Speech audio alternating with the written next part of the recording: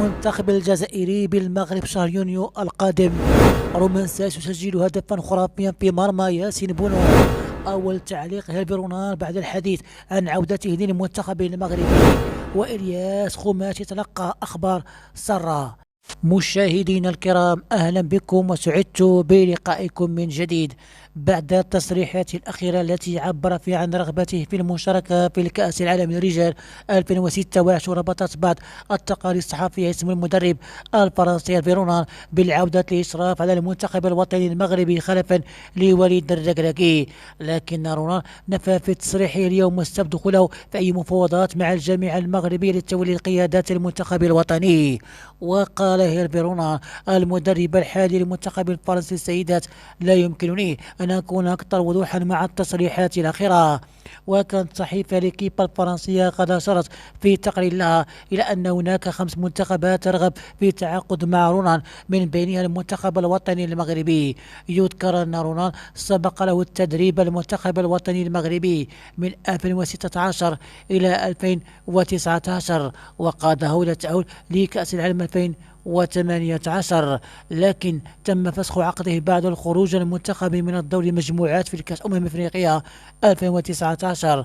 يشار إلى أن وليد الركراكي يقود المنتخب الوطني المغربي منذ أغسطس 2022، ولكن بعض الجماهير المغربية طالبت بإقالته بعد المستوى المتواضع الذي ظهر به المنتخب في المباراتين الوديتين الأخيرتين أمام أنغولا وموريتانيا. تمكن الدولي المغربي رومانسيس من تسجيل هدفا رائعا خلال المباراة التي جمعت فريقه الشباب أمام نظيره الهلالي مساء يوم السبت ضمن الجولة 25 من الدوري السعودي لكرة القدم. وتمكن الهلال من تحقيق الفوز على مضيفه الشباب بنتيجة 4-3 ضمن الجولة 25 من عمر دوري راشون.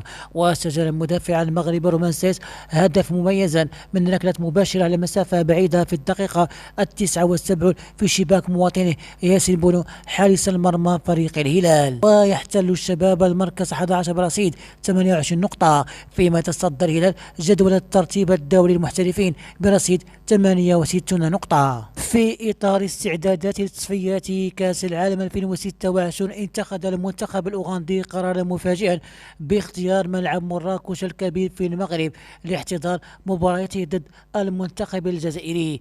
يأتي هذا القرار بعد أن واجه المنتخب الأوغندي في وقت سابق كل من المنتخب جزر القمر والمنتخب غانا على الملعب مراكش أيضا، حيث خسر أمام جزر القمر برباعية نظيفة وتعادل مع غانا بهدفين لكل منهما.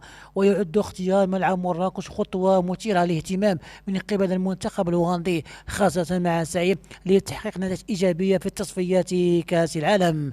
يشار إلى أن ملعب مراكش الكبير يتمتع بسمعة طيبة، كونه ملعبا حديثا ذا سعة كبيرة ومرافق متطورة، مما قد يساهم في خلق أجواء إيجابية للاعبين خلال المباراة. ولكن يبقى السؤال حول ما إذا كان هذا القرار سيساعد المنتخب الأوغندي على تحقيق الفوز على المنتخب الجزائري، أم سيواجه نفس مصيره في المباريات السابقة على نفس الملعب. تلقى الدولي المغربي إلياس خوماش المحترف في صفوف فياريال الإسباني أخبار سارة تؤكد علو كعبه وترفع من قيمته التسويقية.